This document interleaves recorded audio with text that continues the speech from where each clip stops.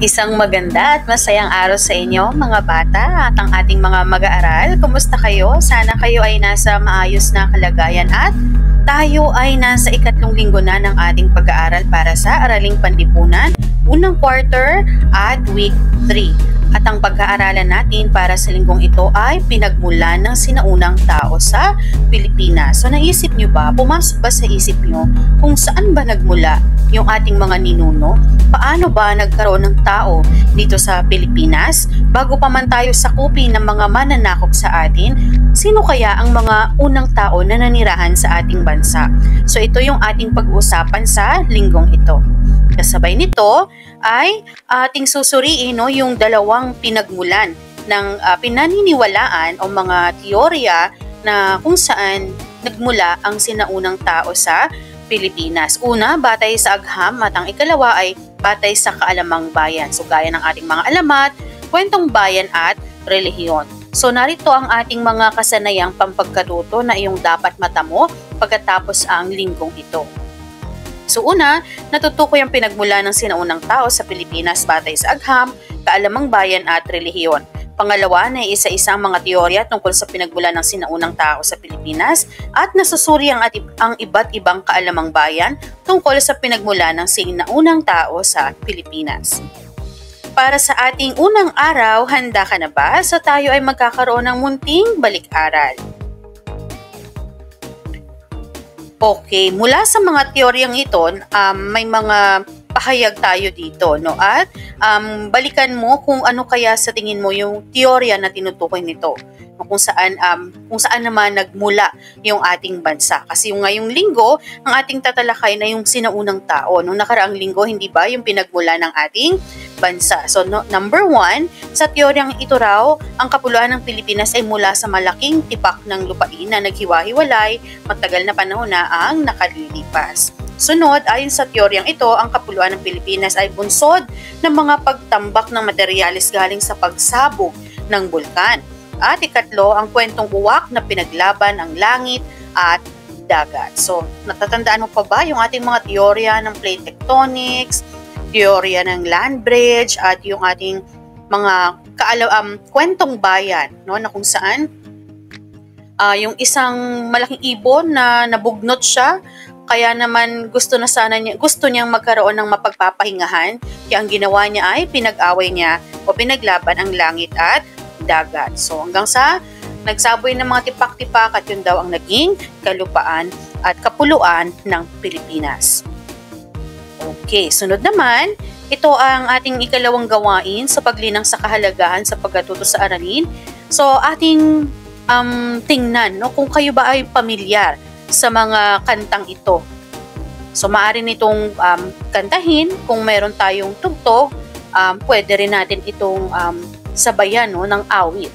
So medyo hindi lang gasinong baka ma-technical tayo kapag gagamitin natin dito, pero kantahin na lang natin, pero kung maaari naman sa loob ng klase ay pwede nyo itong sabayan. So yung una, ito yung mga kababayan, ito ay awitin ni Francis Magalona, yung ating master rapper na talaga namang isa sa mga mauhusay na rapper ng ating bansa. At gayon din, kalimitan ang kanyang mga awitin ay may kinalaman sa ating pagka-Pilipino. So sabi niya dito, ito yung isang bahagi o linya sa kanyang kanta, mga kababayan ko, dapat lang malaman nyo, bilib ako sa kulay ko, ako ay Pilipino. Hindi ba? Ang ganda ng linyahan niya. Pangalawang awitin, tayo'y mga Pinoy. Awitin pa rin ito ni Francis Magalona. So tayo'y mga Pinoy, tayo'y hindi kano, huwag kang mahiya kung ang ilong mo ay pango. Ang atin namang ikatlong awitin ay Noy P. Ito naman ay awitin ni Bamboo. So hoy, Pinoy ako, buo aking loob, may agimat ang dugo ko. Okay, so pansinin natin yung may mga underline na mga salita. So ano ba yung inilalarawan ng mga salitang ito? So una, Filipino. Pangalawa, ilong mo ay pango. Pangatlo, may agimat ang dugo ko. So, o kaya kung hindi man yung mga naka-underline, yung mismong liriko ng mga awitin. Okay, so dito, di ba, bilib ako sa kulay ko, ako ay Pilipino. Huwag kang mahihiya kung ang ilong mo ay pango. At yung dito naman, Pinoy ako, buo aking loob, at may agimat ang dugo ko. Okay, so tungkol saan ang mga kantang ito? So kitang-kita naman natin na ang mga awiting ito ay may kinalaman sa ating pagiging pagka-Pilipino. Yung ating mga katangian bilang Pilipino na dapat hindi natin ikahiya, bagkus dapat natin itong pagmalaki sapagkat tayo ay mga Pinoy, hindi ba? At alam natin na iba ang husay ng Pinoy. Hindi lamang pagdating sa yung awitin kasi may kinalaman sa physical na itsura ng ating muka bilang mga Pilipino. Pero bukod sa ating itsura ay hindi rin matatawaran talaga yung ating husay na ipinapakita saan mang panig ng mundo. Kaya dapat wala tayong ikahiya bilang mga Pilipino. Kung meron man, ay ito yung mga hindi magagandang gawi na ating ipinapamalas. So yun yung mga hindi natin dapat na ipagmalaki.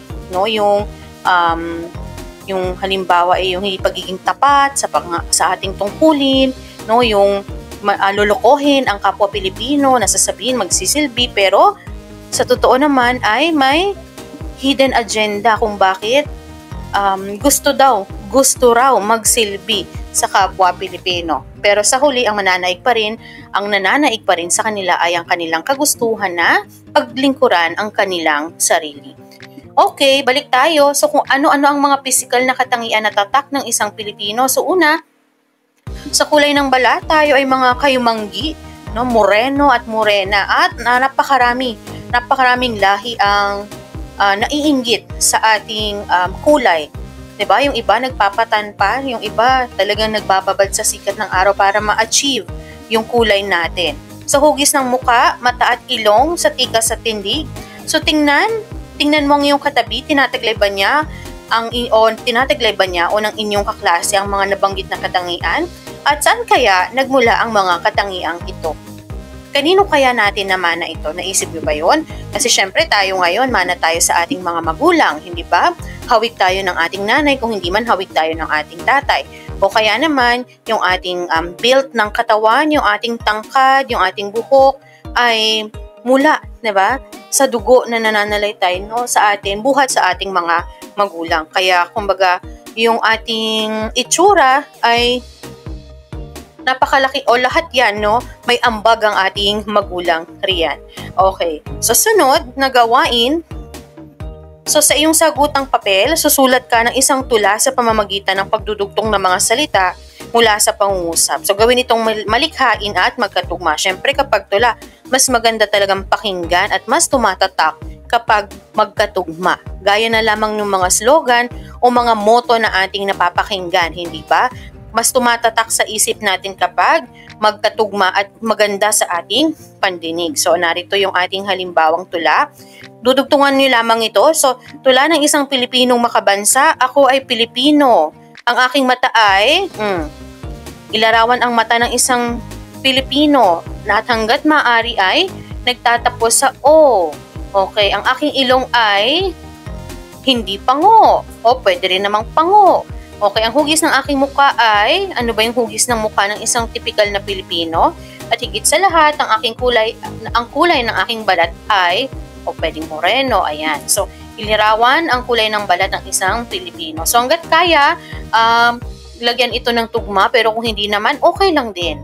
Kasi hindi naman ito natin mamarkahan, no, bilang isang tula sa Filipino. Bagkus, ang ating nais dito ay yung inyong paglalarawan ng katangian ng isang Pilipino sa Araling Panlipunan. Okay. Sunod naman ay, okay, ito yun naman yung mga gabay na tanong mula sa tula na inyong nabuo. So, tungkol saan ba yung naisulat mo na tula?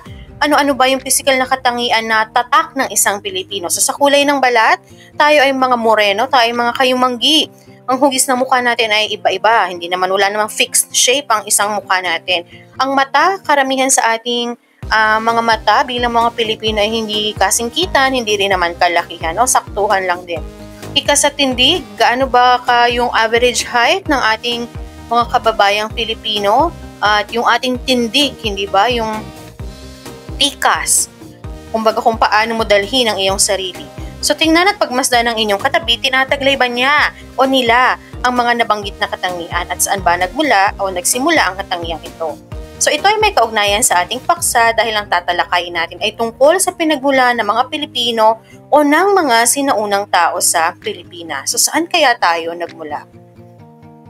Pero bago tayo tumungo sa ating tiyak at mga tiyak na paksa para sa linggong ito, atin munang bigyan ng pagpapakahulugan ang ating mga bokabularyo na nilalaman ng ating aralin. So una ay ang teorya. So ito ay isang sistematikong pagpapaliwanag ng mga bagay sa mundo sa pamamagitan ng siyentipikong pamamaraan o pananaliksik. At ang isa naman ay Austronesian, grupo ng mga tao na matatagpuan sa Timog Silangang Asya at Oceania na may pagkakatulad ng wikang ginagamit.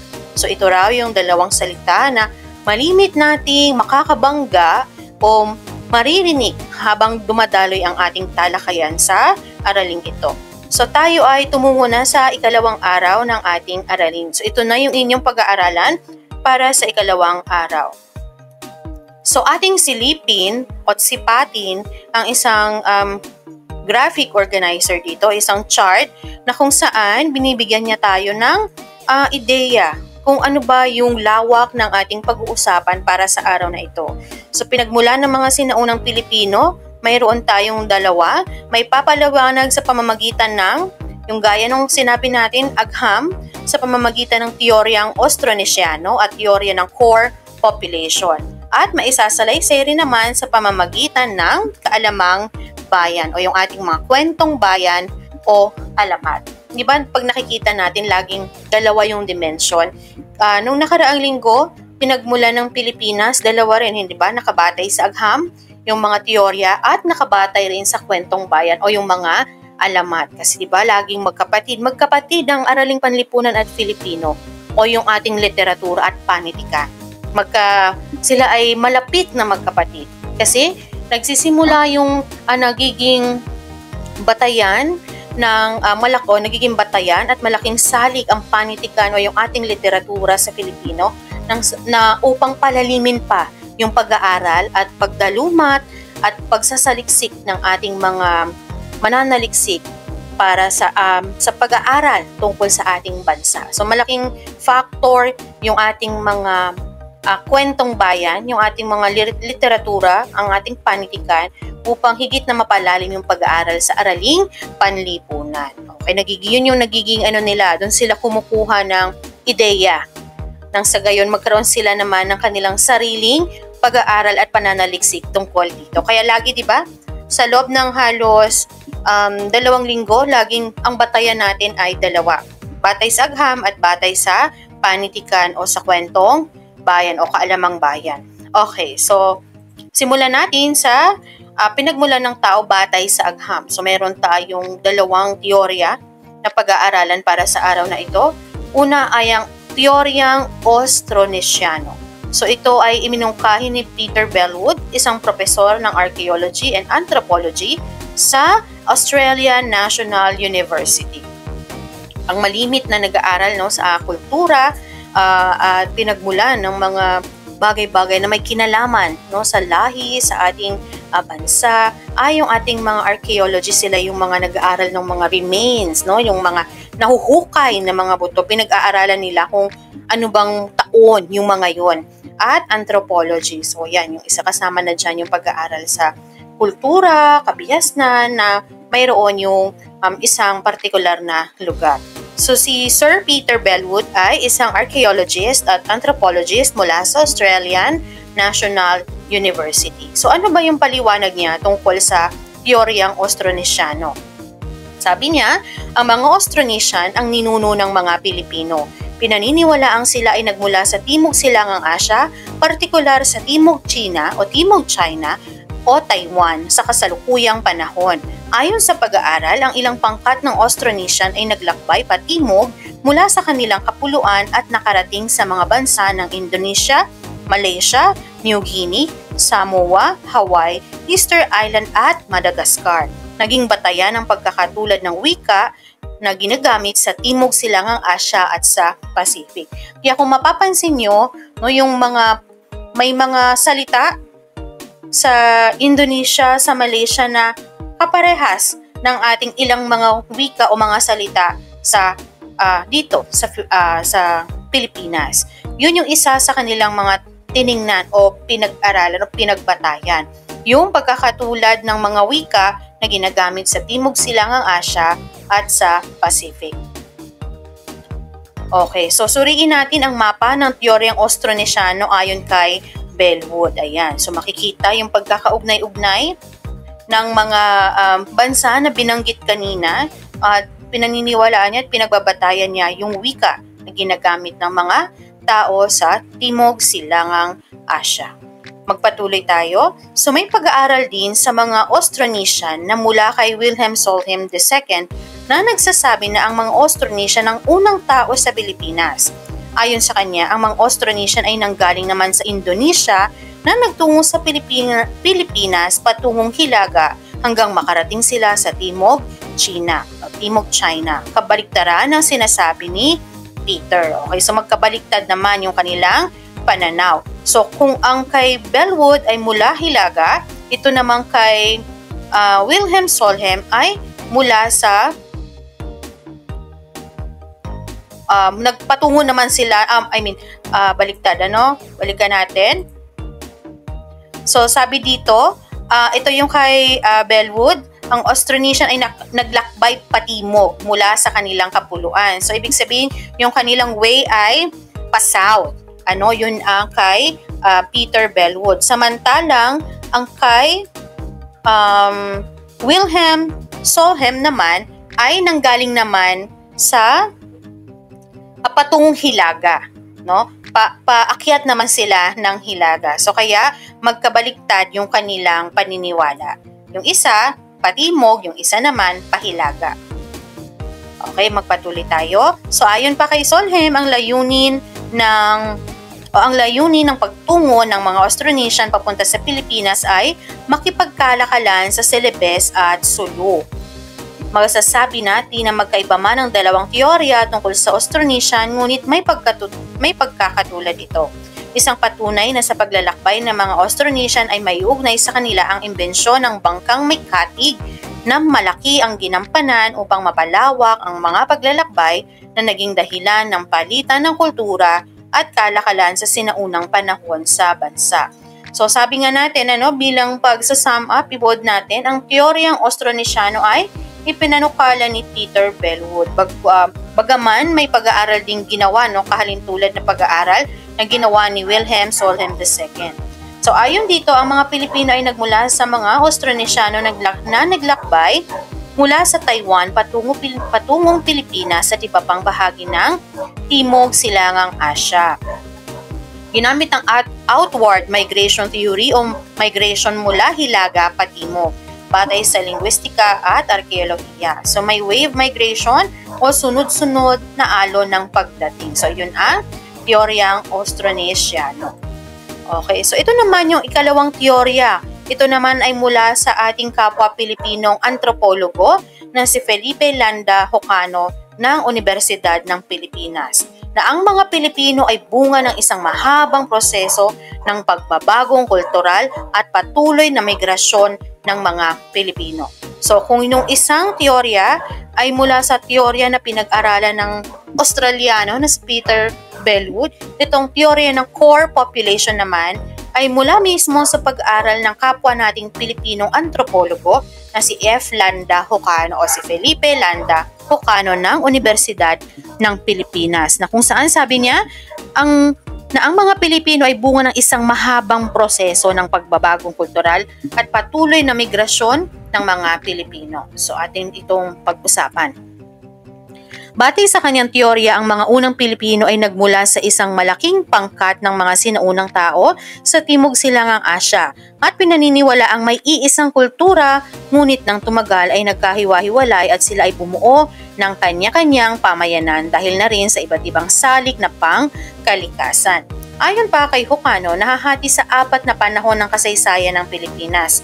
Ang formative, kung saan ang mga Pilipino ay pagala-gala lamang at umaasa lamang sa biyaya ng kalikasan. So kung ano lang yung makita nilang bunga sa puno, kung anong mga halaman ang pwede nilang kainin o kaya hayop na kanilang mahuli, yun yung kanilang pinantatawid gutom. So kumbaga, yun lang yung nagiging source ng kanilang pagkain. So pag-alagala lang sila at nakabatay sa kalikasan yung kanilang pagkain. So kapag naubos na yung pagkain sa lugar na yon, lipat naman sila sa ibang lugar.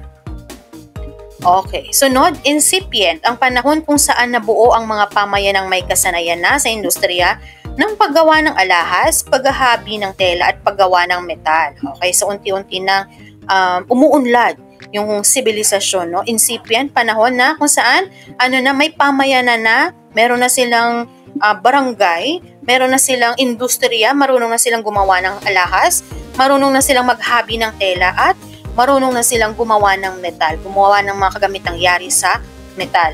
Ang emergent, ang panahon kung saan ay may sarili ng paraan ng pagsulat at kaya na nilang gumawa ng mga kasangkapang yari sa metal at bubog. So nadagdagan na. Marunong na silang, may sistema na sila ng pagsulat nila, marunong na silang gumawa, no, ng mga simbolo, may sarili na silang sistema ng pagsulat at gumagawa na sila ng iba't ibang kasangkapang yari sa metal at bubog, yung glass. At ang barangganik na nagmula sa salitang balangay. Hindi nagtagal, ito ay naging pangalan ng maliit at organisadong pamayanan na tinatawag na barangay na naging sentro ng kalakalan.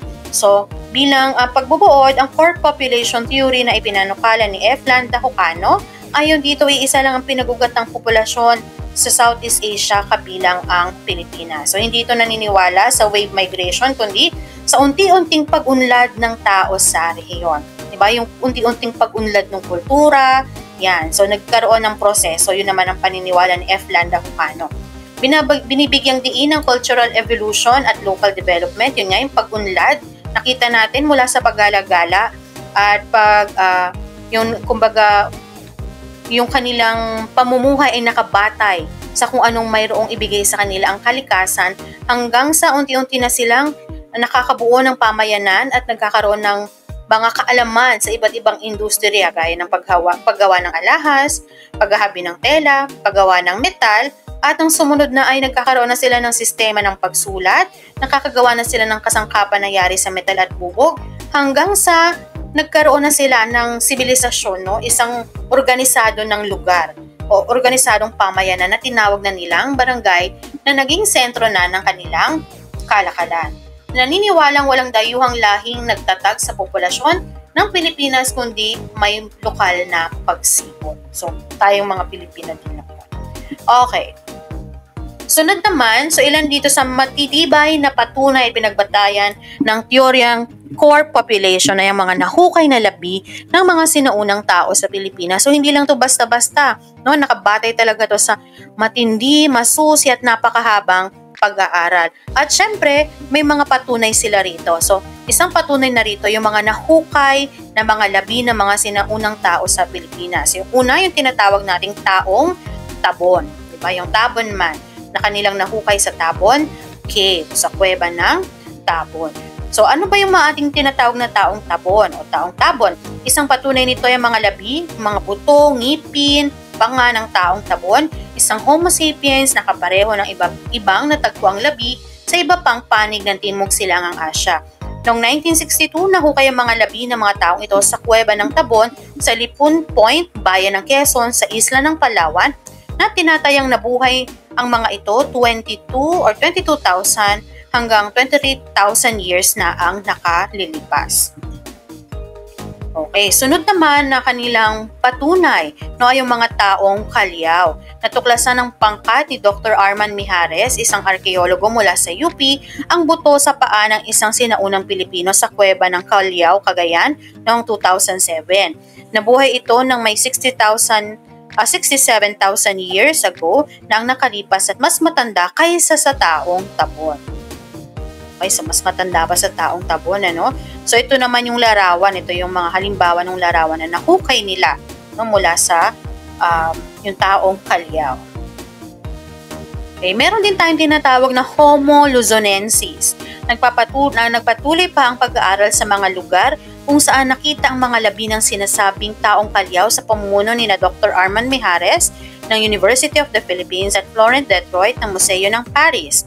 Ang natagpuang mga labi ay pagmamayari ng 3 pangkat ng tao na kahawig ng Australopithecus, balingkinitang Australopithecine. Okay? So, Homo erectus o taong nakatindig, Homo floresiensis o taong flores na tinatawag na hobbit at flo, at ang Homo sapiens o yung tinatawag nating modernong tao.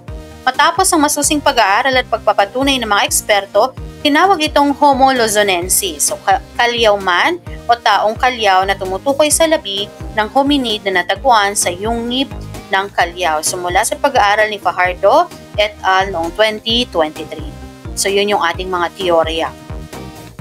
Sunod naman, atin namang talakayin ang may kinalaman naman, no, yung pinagmulan ng mga Pilipino batay naman sa kaalamang bayan o sa ating mga kwentong bayan. So, una ay ang kwento ni Malakas at ni Maganda, isang popular na kwento tungkol sa pinagmulan ng sinaunang tao sa Pilipinas ay sina Malakas at Maganda. So, ito yung pamilyar no, at popular na kung saan mula sa nabiyak na kawayan ay lumabas si Malakas at si Maganda. So ating balikan ang kwento o yung pinagmulan ng daigdig. Ito ay halaw no, sa kwento ni Malakas at ni Maganda o si Malakas at si Maganda. Noong unang panahon, walang lupa sa ating daigdig. Ang mayroon lamang ay ang malawak na karagatan at langit. Walang kumpay naman ang nalalaglag sa daigdig. Ang naglalagalag sa daigdig ang isang ibong mandaragit na tila isang lawin. Isang araw napagod ang ibon sa paglipad, ngunit wala siyang matahanang lupa. So kagaya nung una nating alamat doon sa nung nakaraang linggo, hindi ba may hawi? Kaya pinagaspas ng ibon ang kanyang pakpak at umihip ang malaunos na hangin sa karagatan. Nayanig ang malawak na karagatan na nagluwal ng daan-daang daluyong na abot langit. Nagpaulan naman ang langit ng mga isla upang mapanatag ang karagatan.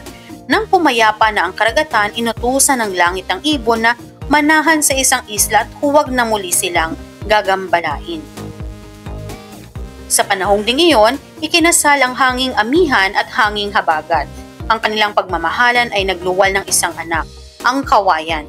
Isang araw, nagpapaanod ang kawayan sa isang ilog nang matamaan nito ang paa ng ibong nagpapahinga sa pampang. Sapagkat naniniwalang ibong walang maaring manakit sa kanya, kinuka ng ibon ng kawayan hanggang sa mabiyak at mahati ito sa dalawa.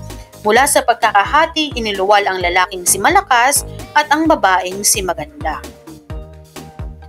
Pagkatapos, ipinatawag ng lindol ang lahat ng mga nilalang ng daigdig upang mapagpasyahan kung ano ang magiging kapalaran ng lalaki at babae. Sa huli, nagkasundo ang lahat na mag-iisang dibdib sina Malakas at Maganda. Nagluwal ang kanilang pagmamahala ng napakaraming supling.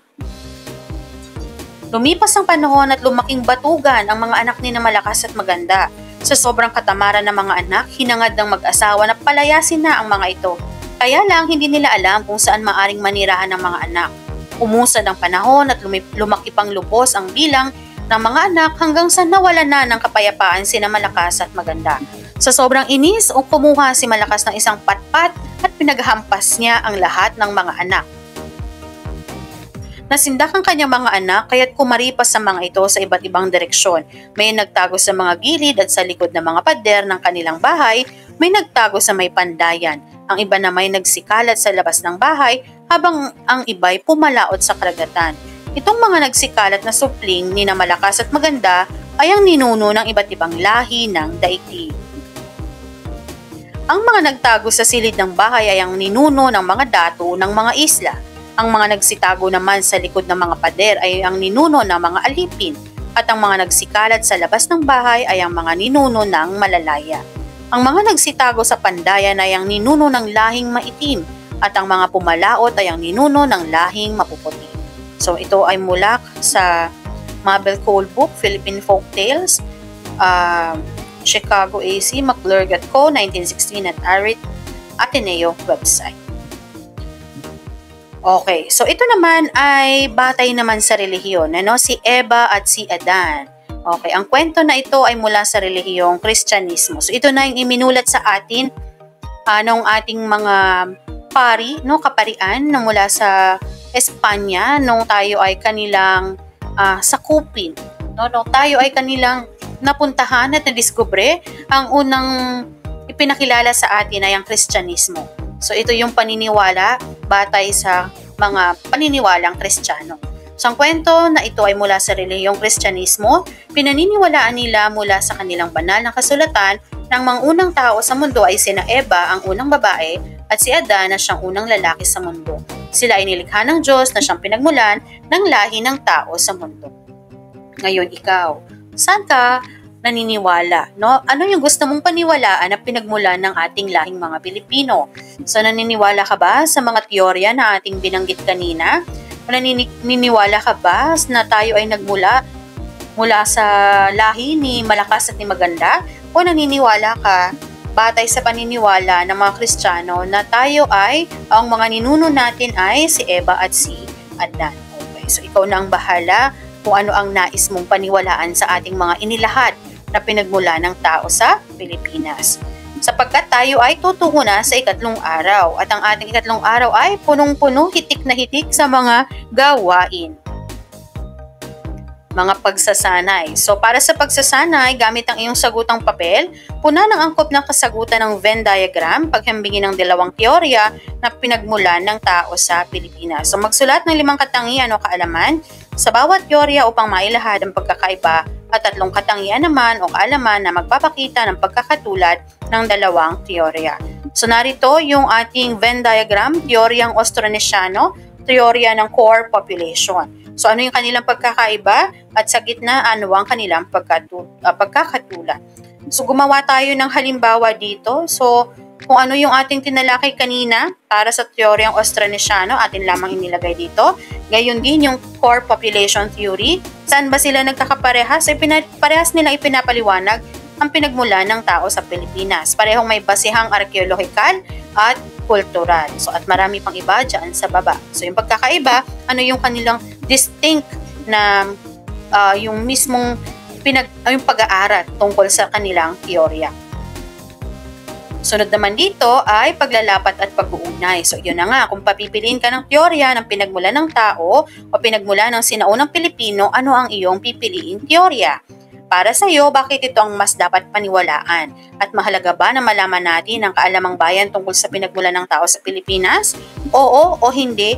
Bakit? Ipaliwanag mo at patunayan ang iyong kasagutan. So dito naman, suriin mong muli yung diagram na aking ipinakita kanina, yung ating flowchart na kung saan nagbubuod ng ating tinalakay tungkol sa pinagmulan ng tao sa Pilipinas batay sa agham at kaalamang bayan. So dito, para sa iyong pagninilay, masdan muli ang mga larawan at maaari mong balikan yung ating tinalakay tungkol sa pinagmulan ng tao sa Pilipinas at sagutin ang sumusunod na tanong. Meron tayong 3 larawan.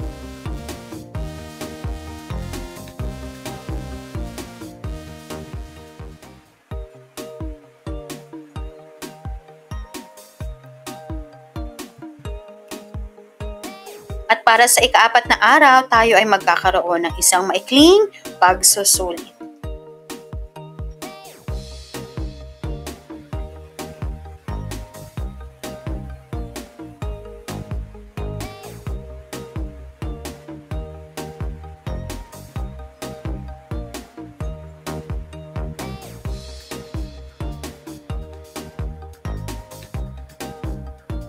Tingnan natin kung wasto ba ang iyong naging kasagutan sa ating maikling pagsusulit.